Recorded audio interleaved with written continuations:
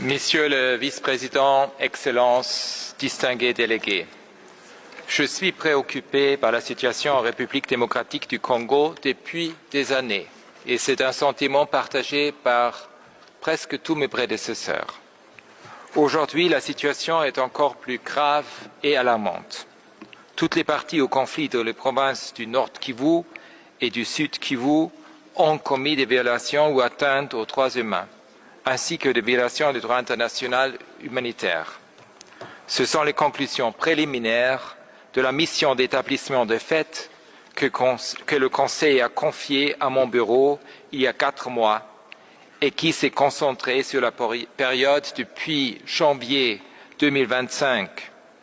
Et je présenterai mon rapport à ce Conseil ainsi qu'à l'Assemblée générale en septembre. Pour l'instant, les enquêtes et analyses menées par la mission démontrent une apparente absence totale de considération pour la protection des civils pendant et après les opérations militaires. Le M23, soutenu par le Rwanda, a utilisé des armes lourdes lors de son offensive sur Goma en janvier, frappant des quartiers densément peuplés et des camps de personnes déplacées. Quand les forces armées de la RDC se sont repliées, il y a eu un effondrement total de la chaîne de commandement, de contrôle et de discipline militaire. Des soldats congolais et des membres des milices Wazalendo, soutenus par la RDC, ont tué, violé et pillé. Mon bureau est en train d'enquêter sur d'autres violations présumées du droit international humanitaire et beaucoup d'entre elles pourraient constituer des crimes de guerre. Après avoir pris le contrôle de villes et villages, le M23 a arrêté arbitrairement des policiers et de nombreux civils, y compris des enfants.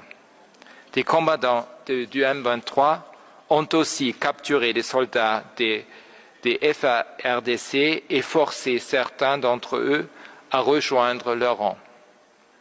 Des témoins ont raconté à mon équipe que les personnes capturées étaient et restent encore détenues dans des conditions inhumaines, dans des camps militaires comme celui de Rumangabo ou dans des lieux de détention informels. Beaucoup d'entre elles ont été recrutées de force par le M23.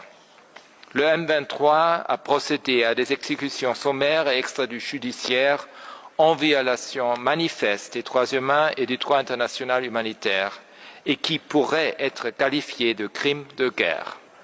La mission d'établissement des faits